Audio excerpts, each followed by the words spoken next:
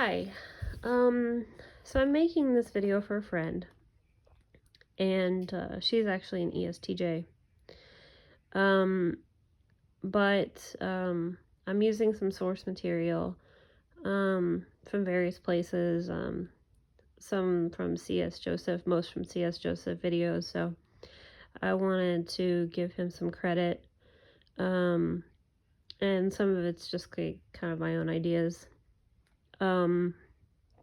So, um, she's an ESTJ and I'm an INFP, and I can actually really relate to a lot of her struggles. It's weird because we kind of approach things like almost from an opposite direction.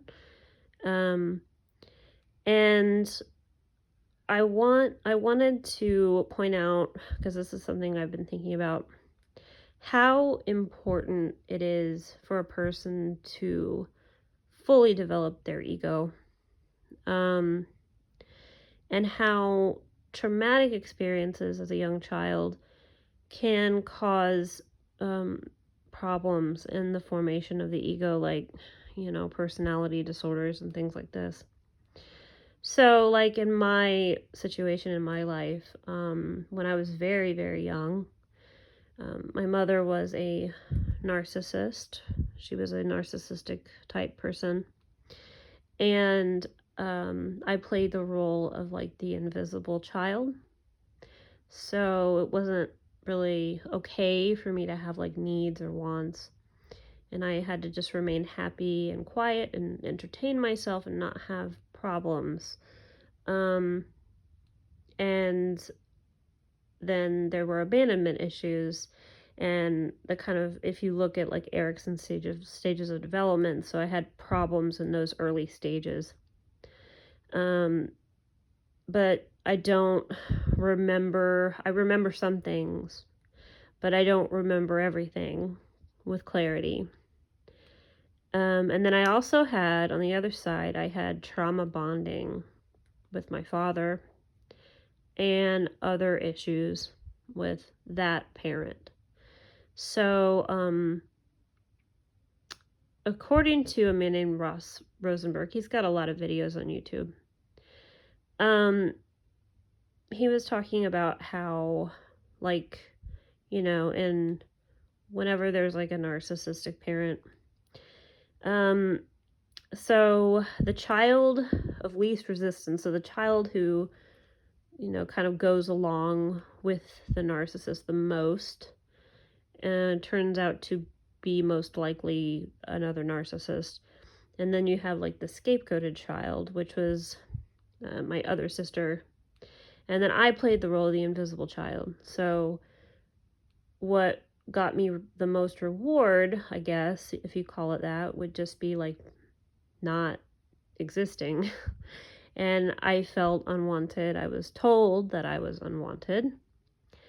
And I remember being like 5 years old and looking into the mirror and thinking that I was really very, very ugly, like deformed. And my parents like weren't telling me that I was deformed, but that I was actually deformed.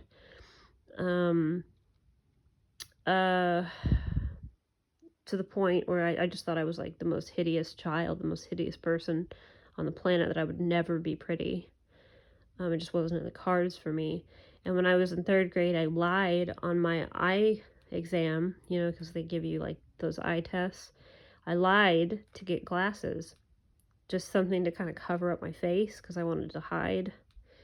And now I have like, my vision is just so horrendous. It's unreal. It's so bad. So according to Ross Rosenberg, like these traumatic memories, the brain seals away traumatic events that happen in childhood for a reason. So if you can imagine ancient humans, like there's 2 boys walking next to a cave, and one boy is eaten by a tiger, and that was his brother. The boy who actually watched it, in order to protect him from that trauma, the mind will take that event and instead of encoding it in a memory, it will be stored in his amygdala. And as Ross Rosenberg put it, it will be hermetically sealed. And he won't remember the event, but he will feel a fear whenever he walks by a cave, and he won't be able to understand why. So it creates these neuroses, right, that happen. And he said that you cannot access these memories through like regular memory pathways or through therapy. And of course, you had to pay all this money to like get in his program or whatever. He said that with the amygdala and these memories, there is only one door in, and there's no doors out, right? That's how he described the amygdala and the holding of all the trauma memories. There's no exit. There's no exits. There's just one door in, and that's it. It doesn't exit. So after learning about that, I'm a big Joseph Campbell fan, and I was immediately remembering the story of Theseus and the Minotaur. And the Minotaur was half bull, half man. He was a mutant, a monster. And what happened was Poseidon, the sea god, sent King Minos a white bull, and King Minos was supposed to sacrifice this bull to Poseidon. Well, King Minos didn't do this. So to punish King Minos, Poseidon made the wife of King Minos fall in love with the bull. And so some bestiality took place and resulted in the Minotaur, right? And so this was an unwanted child. It was a deformed child. And it was housed in this really intricate and huge labyrinth. And every year, 7 young men and 7 young women were sacrificed. They were put into this labyrinth to be eaten by this Minotaur to keep it alive. And just like just like the amygdala, you know, the labyrinth had like one door in, but there were no exits. So I was like, I was thinking, okay, so in my mind, I've got this Minotaur that's like a small child that's, you know, a former version of myself trapped in this labyrinth, and I have to make sacrifices to it. I've made a lot of sacrifices to this Minotaur for the sake of this Minotaur. And, you know, the power of myth, it's very powerful because myths contain archetypes. So this is the type grid that I got from C.S. Joseph. And my friend, she's an ESTJ, so she's here. She is a structure in charge control type. And she's always trying to bring chaos into order, external chaos into order. Which is like a never-ending job, right? Especially when you have children and husband and career and all that. So the other, these are like the alphas, okay? And they all are control types, right? They see chaos, they want to organize it, they want to structure it. Now, the background, behind the scene types, they also want to structure and put order to chaos, but I'm an INFP, and from my perspective, for me, it's more about internal chaos. So bringing order to internal chaos is more important than bringing order to external chaos. But, You know, I don't know that either one of us is right. Like, it's just like we're taking an opposite approach to the same problem. Now, what is an archetype? Okay, so referring back to Greek mythology, there were 12 main gods in the pantheon of Greek mythology, and each god was its own personality type, right? So you had like Hermes, who was an ENTP. You had Zeus, who was an ENTJ. Athena, who was an ESTJ. Aphrodite, who was an ESFP. So, like human beings, you know, they tell stories. And they told stories about these gods interacting with each other and having conflict with each other to explain how, like, people disagree about the world, right? Like, because, you know, these two rows are people who thrive in disorder. And then you've got these two types, especially these two types, who will inject chaos and disorder into a situation. Because from their perspective, that is how you make progress happen, right? So for an ESTJ, you know, they just have to realize, like, for these two, like, they'll stagnate if there's no chaos. Like, you have to have chaos, right? It's necessary, right? And it exists so that you, the ESTJ, can accomplish things. And so then the Greek gods and goddesses and the mythologies and stuff, like, you know, obviously they weren't typed into Myers-Briggs, right? But they still were these same archetypes, right? Now instead of 12, we have 16. To include, you know, some of the extras. So, but all an archetype is just like a human ego that is developed fully into consciousness. And it's the way that a person perceives another person to be, right? So when you interact with people in your life, you're kind of using archetypes in order to understand them, right? Because every person, you know, like when I was younger anyway, I just assumed that everybody thought like I did, right? I thought everybody just like wasn't paying attention to anything because I wasn't really paying attention to anything. I don't know, I just thought that everybody was like me, right? I gave people the benefit of the doubt, right? But now I know that that's not even remotely true. People think differently. People sense the world differently, right?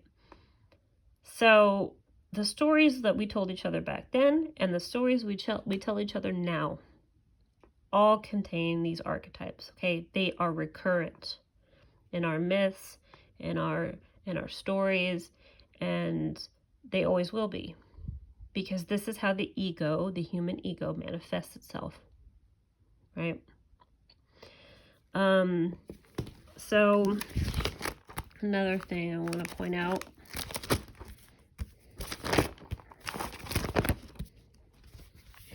So this is not mine either. I can't take credit for this. This is Mr. Radiohead. So, you know, human nature makes up about 60%. And then human nurture, which is like the stuff I was telling you about, you know, the trauma and things like that, it makes up 40%. So each person is an individual, okay? But every brain acts like a radio, okay? And the radio is constantly sending and receiving signals. And there are 8 spectra of, you know, basically there are 8 channels, right? And there are also 8 notes in an octave. Just point that out. And we all have varying levels of awareness of these channels, right? So some of the channels come in clear as day, right? But then some of the channels, like, there's more static, and it's like we don't have as much access to. Okay. So a man named John Beebe kind of gave names to these. And the frames per second is just a metaphor. I don't really agree with all that. It's not been measured or anything like that. And I don't even really like the names, but this is what they're called. So the hero is the one you use all the time. It's the one that requires no effort. You are professional at using this cognitive function. So whatever that function is, you use it all the time. The parent is supposed to be like the hero, but kind of like the responsible one. So, like, if the hero is just like the father who's like fighting, fighting crime, the parent would be like the mother who's at home and who's like, yeah, but you have to still like come home and like take care of your kids. You know what I mean? So the parent is like the hero, but it's like kind of responsible. The child is the inner child of the ego. So it is innocent, or sometimes not. And then you have the inferior. The inferior is where a person's insecurity and fear lies in the ego. Okay? So one could even argue that fear itself lies within the ego. So that's your ego right there. So, and then you have these four at the bottom. The nemesis exists to challenge the hero, okay? The critic is like the critical parent, right? This is like the positive parent. This is like a critical parent. The trickster is the trickster. And the demon, I don't like that name, but it is the supernatural one. Okay, and then I'm going to show you this. So this is directed towards my friend whose ego is an ESTJ. So, okay. So the ego is dualistic, right? And dualistic thinking is not how the world actually is. It's not how reality actually is. But it is necessary for, or, it was necessary, it is necessary evolutionary wise for people to have dualistic thinking, because what dualistic thinking is, it separates things into opposites or contrasts. So, day, night, food, not food, dead, alive, man, woman, good, bad. So these are things that we use because just for mankind to evolve, okay, it had to think in a dualistic manner. And the ego is dualistic because it says, okay, this is me and this is not me, right? That's dualistic. So the archetype is the director, or, it's an alpha type. So the hero here is rationale or inductive reasoning. So what that means is, without even applying any effort, you know what everybody else is thinking. When you read stuff, you just absorb information. You can do very well in school because of this. You know a lot of stuff. It's like, you can know a little about a lot instead of like specializing, I guess. And also, just in my experience with it, it comes out when you're talking to other people. So it's a social type of thinking, right? So it's like not thinking in your head, not the thoughts aren't in your head. It's more like they come out as you speak and as you communicate and socialize. The thoughts start to really come. Your parent is introverted sensing. And introverted sensing is the experience that I am receiving. Your personal experience. It's also your long-term memory, because those are all of your experiences lined up in a row.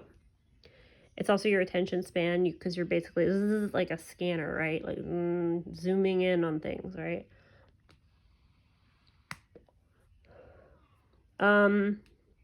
It can be attributed to like hardworking and being diligent and having self-discipline and loyalty and things like this. Your child function, which is innocent, is extroverted intuition. So, extroverted intuition, what is that? It is the thing that knows what other people want.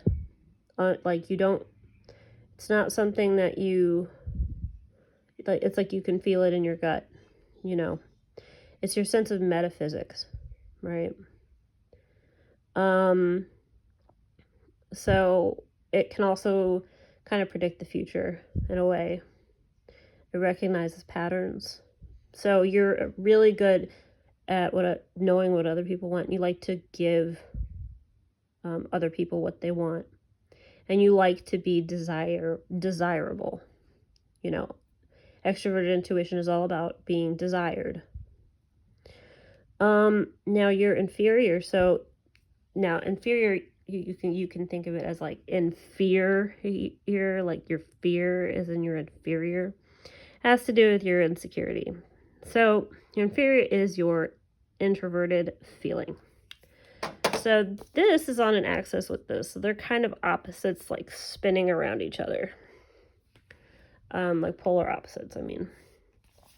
So introverted feeling is associated with morality, and morality means like what I value, what I think is good or bad. It has to do with self-esteem and how you feel in general. So, what I'm going to say about the ego is that it really needs to be fully formed by adolescence. And like I said, there's problems that can occur when in early childhood, and, you know, when trauma happens. So, you know, you don't want the ego to be disrupted. You need the ego to exist. The ego is afraid of death. But the goal is to see that you have an ego, but also see that you have these other types, these other archetypes in your mind. You're not just one personality. You're actually 4. Right? Have you ever felt like you're like there's a committee meeting going on in your mind and there are like people arguing for different sides of a decision? Yeah, I've felt that way before. Like I have different sides of myself, like that with their own person. They have their own personalities, their own people, right? And they're inside you, right? So you're not just your ego. You are more than your ego. So I've underlined the gateway function. So this is the first gateway, which is really not that big of a deal. It just takes you to your ego. But this inferior function is a big deal. It's the first big deal. Because if you can get over this, it will give you direct access to your subconscious. So, like, if I were to attack your inferior function, I would say, you're a bad person, right? And, you know, you are not valuable, and etc. Now, that's not true, but when somebody takes a crack at your inferior, you have a tendency to hate them. And then you're going to spiral into your subconscious in a chaotic way, and that's not good, right? So what ESTJs do is they overcompensate and try to prove to the world that they're like good people, right? And they're taking on kind of the weight of the world when they do that. And they walk around thinking that they're bad people, afraid that they're bad people, right? So they try to overcompensate by being extra good, right? And extra moral.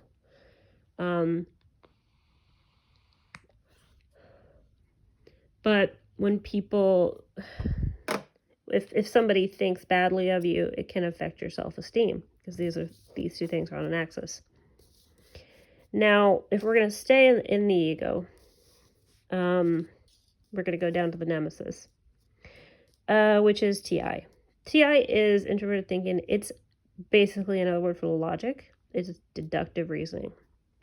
So that's like, I can explain what it is. It just functions differently. It's a way of thinking that is, how Albert Einstein, like, he flunked school, but like he was brilliant because he had his own inner workings, right, of everything. And it's math, So the nemesis function is where a person's worry exists. So they're afraid of being a bad person. They are worried that they're not correct, that they are lacking in, that the knowledge that they have is not truthful, right? Because logic and deductive reasoning is about truth, right? Because, like, people, you can go on the internet and read a bunch of articles, right? Does that mean they're true? No. Because public opinion changes, right? And the beliefs that people hold about the world are just beliefs. That's it. It doesn't make them true. So they're worried that they're not correct. So they read a lot and they research a lot. And they're all about like the statistics and facts and data to try to back up what they believe to be true. And this is the third gateway into the unconscious of the shadow. The critic is a hard one. From my personal experience, the critic is tough. It's a tough one to master. Because my critic is introverted, so it beats me up.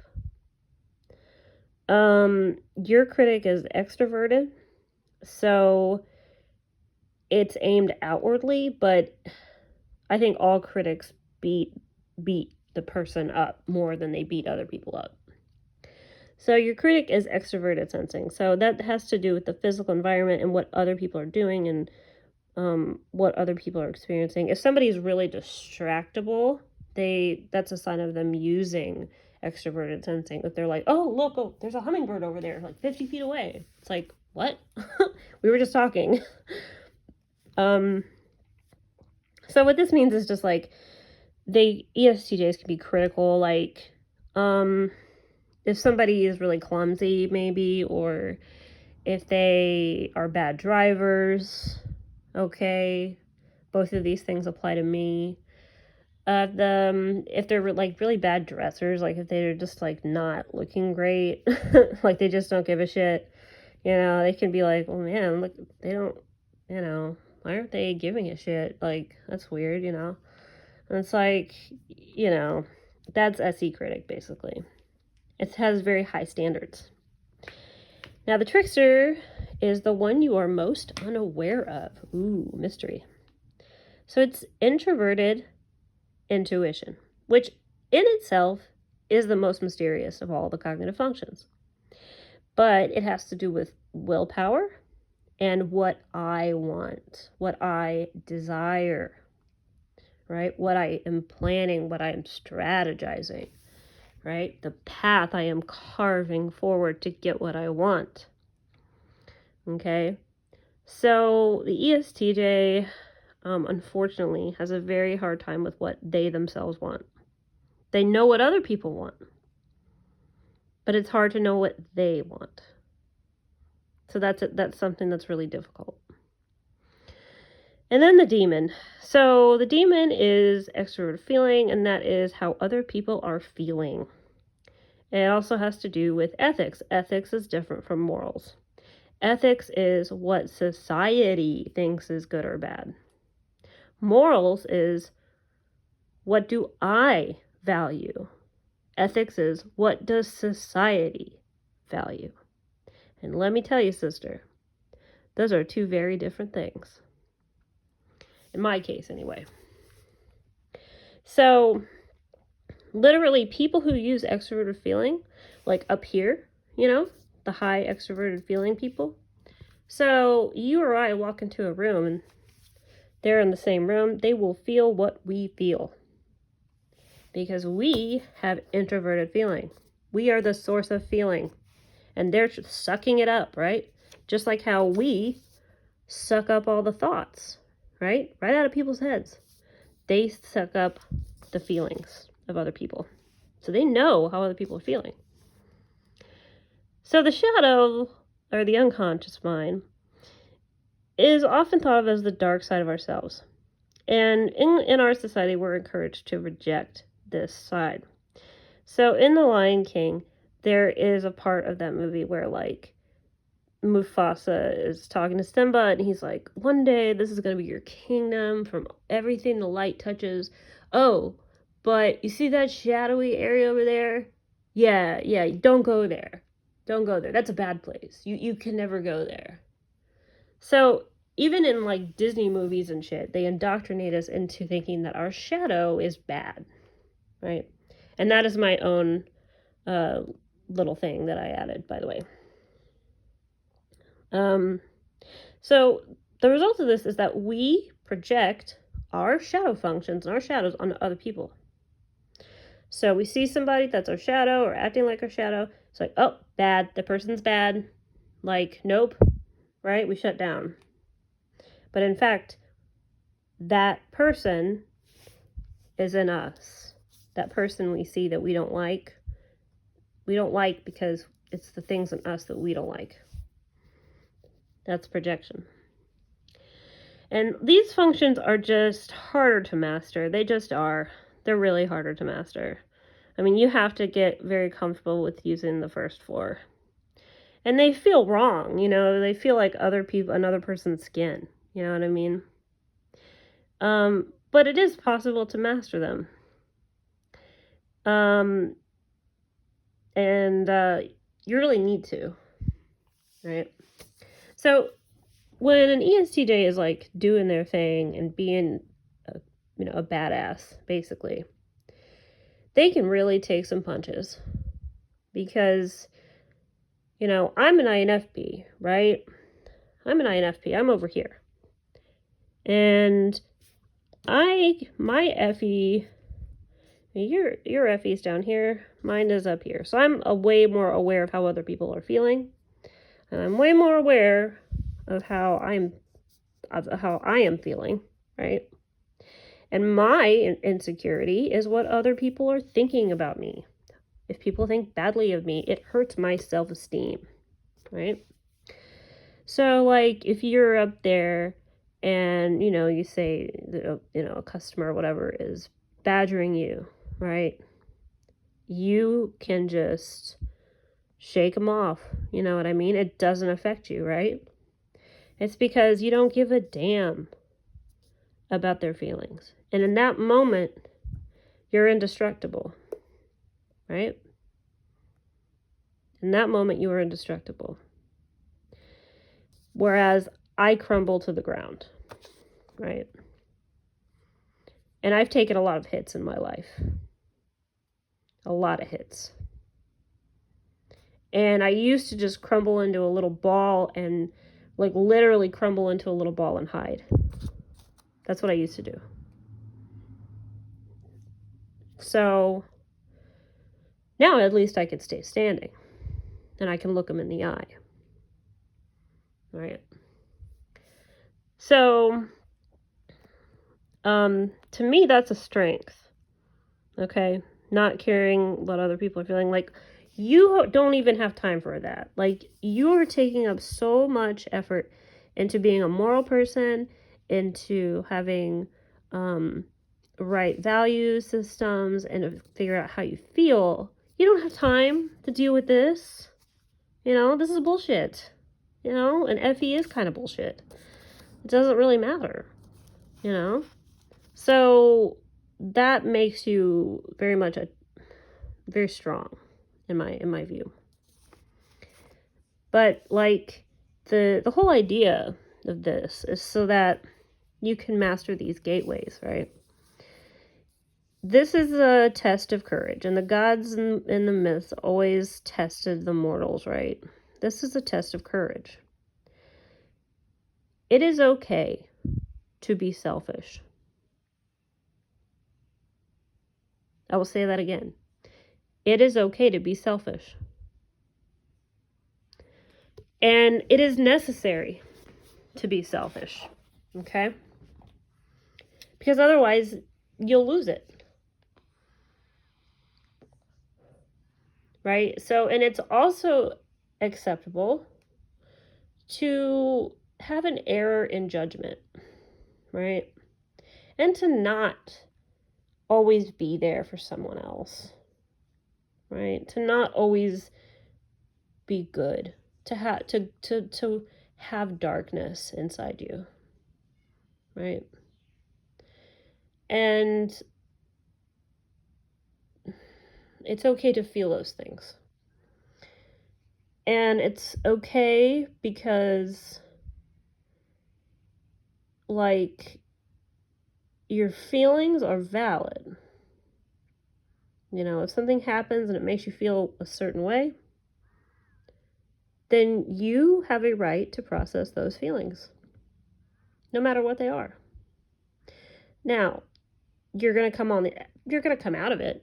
Feelings come and go. But in that moment, you can tell somebody to fuck off. I am in a bad mood. I am not in the mood. That is perfectly okay, right? It's not going to make you bad, right? It's not going to ruin you. Like, you don't always have to be the support for someone else, because you need support sometimes. Like, you don't always have to be the strong one, right? And it's okay to fail. In fact, failure is good. I say failure is the best teacher. Failure is how you get here. So after you fail a couple of times and do some things that are wrong and do some things that are selfish, right? And fail. And see how it makes you feel when you are selfish, right? See the outcome of that.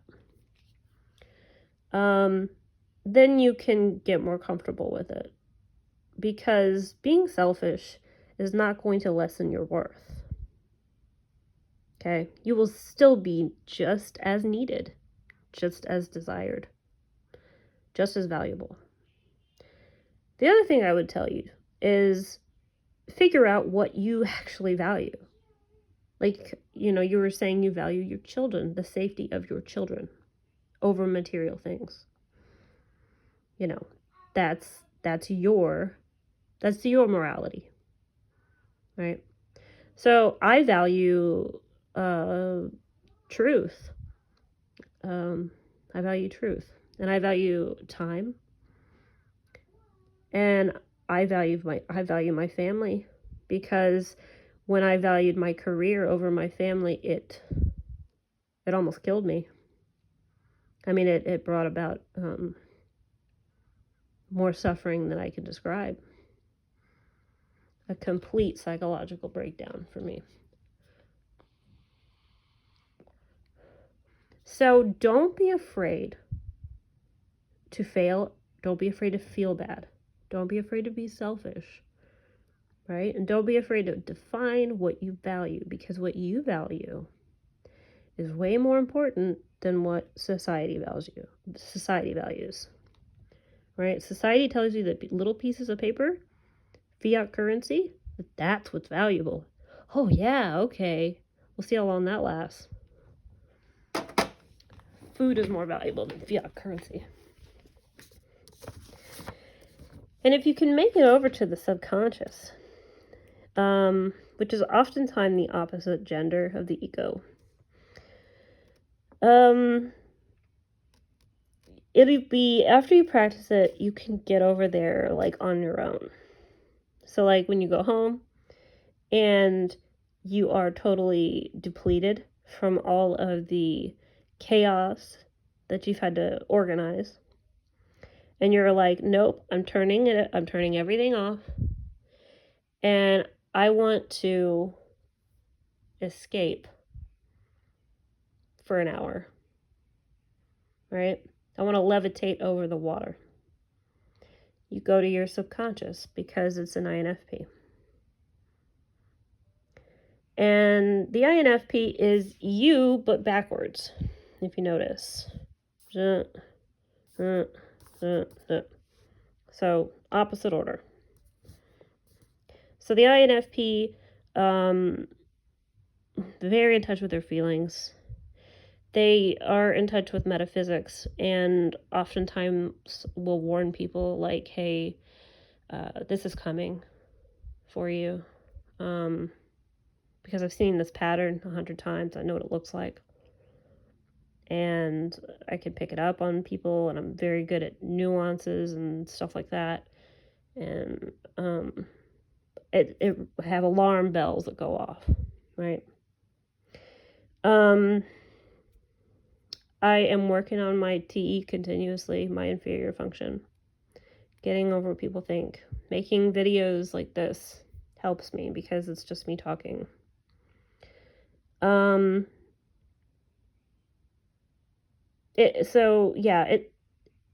Getting over your inferior function is about courage. There was a time in my life where I had a patient, and he was with his daughter. I was doing an admission, and I knew right away that he had a UTI. I could just tell by the way he was talking. So, got the order for the UTI. I had to put it in and out cath to get the sterile sample. Something in my head told me to anchor the cath, right? Anchor the cath. But then I was like, but wait, I'll get in trouble. I could get in trouble because the order was for an in and out cath. That's different, right? So, next nurse that came on duty took over. She got an order to anchor the cath. So, she had to go get a brand new cath. And I knew this nurse from another facility, and I knew how bad she was. And I let her go in that room and do it. Next thing I know, this man is screaming, and she's coming out asking me for help. I go in that room, there is blood everywhere, filled up in the bag, coming out everywhere. She has punctured his urethra. He's screaming his head off. She wants help getting it out. I help her take it out, but I feel completely paralyzed with fear. I don't know what to do. I don't know what to do. I don't know how to act. And I'm just like, well, this is her patient. She needs to take care of it. Next day, I came to my senses and I called the director of nursing. I told her what happened, the truth from my perspective. The following Monday, I got pulled into the HR. I was told I was being fired because I was within my 90-day probationary period and they don't need a reason. That man died. That nurse kept her job because I did not have the courage to not give a fuck about what other people are thinking, and that man died because of it. I was paralyzed by fear, right? So it's really important. It's really important that you deal with that. Get over it.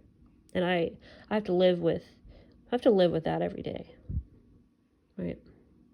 And it helps remind me to have courage.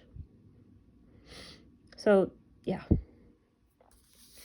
And then when you get into your shadow, which is the ISTP, the craftsman, it's also like the mechanic. So the ISTP is the guy that didn't do very well in school and maybe dropped out, but he can fix any car, right? Like, he's a master mechanic. Like, he's just a genius at that kind of stuff, right? He understands machines, right? Nikola Tesla was also an ISTP. So they can be really brilliant. And they're ruled by logic.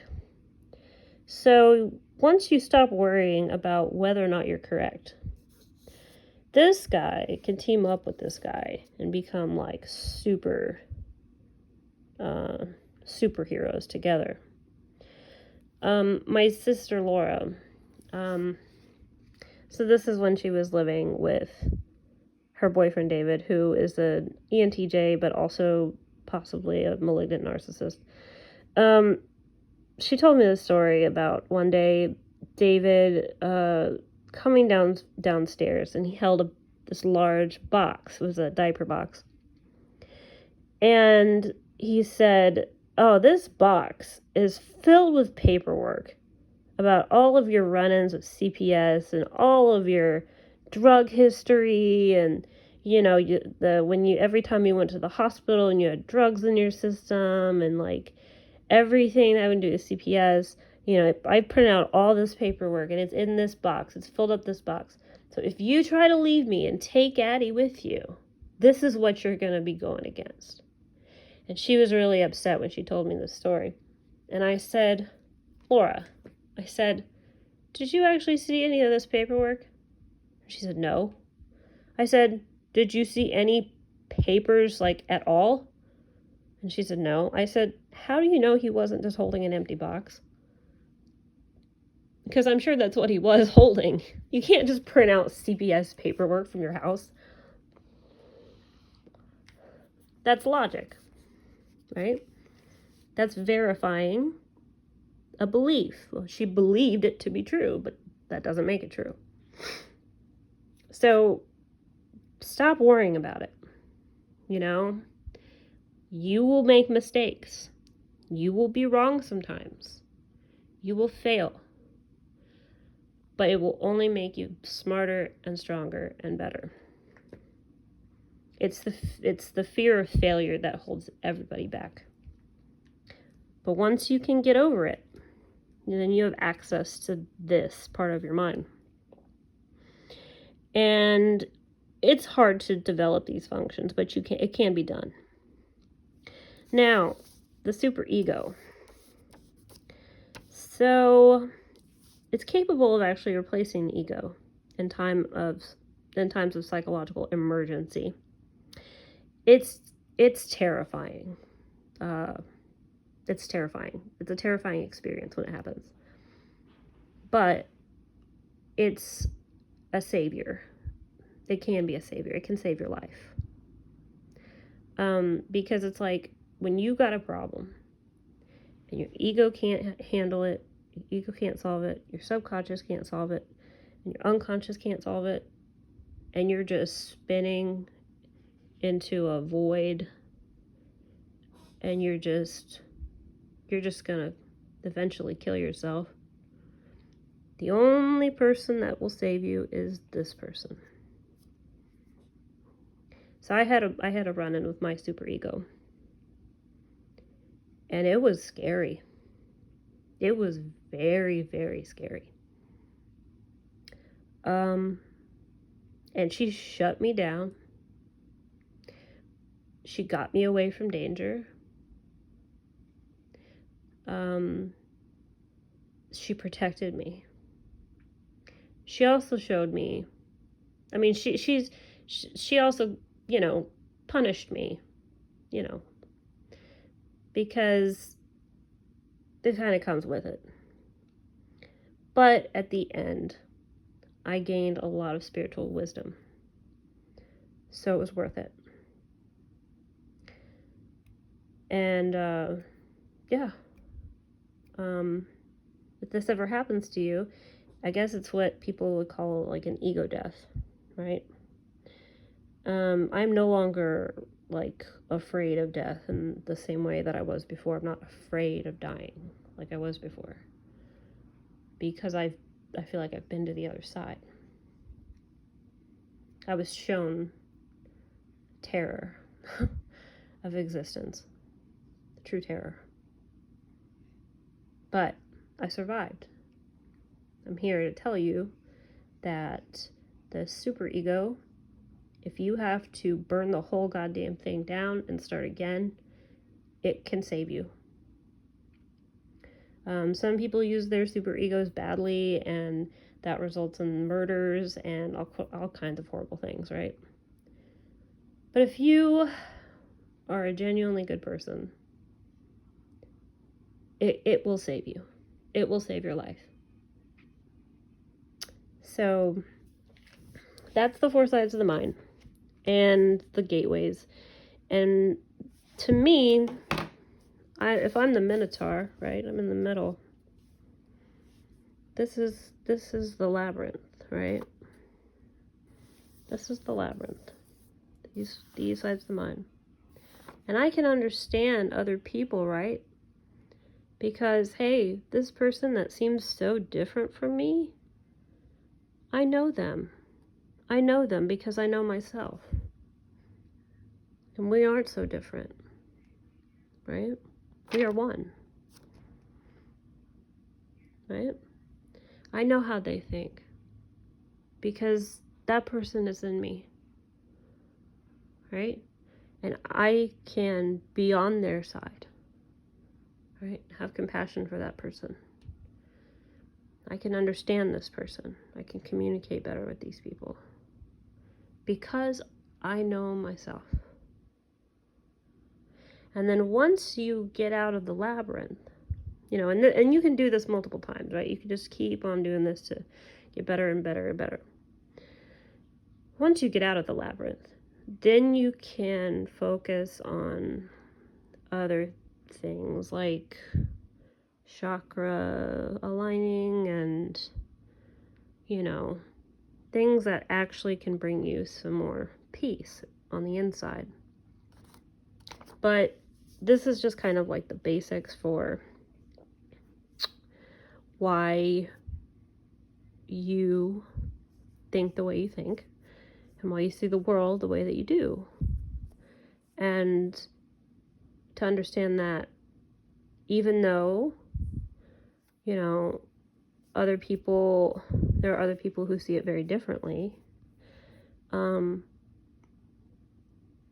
you can still transcend that and understand them. We have the same, like quadra is what it's called.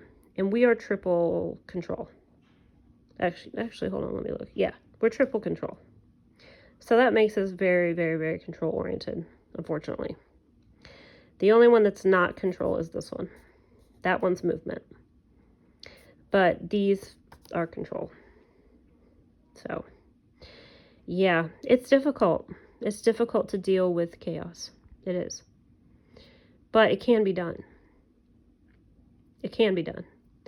And it means that you might have to transition and then use a little bit of escapism to rise above it and to refuel and then come back replenished and then proceed, right?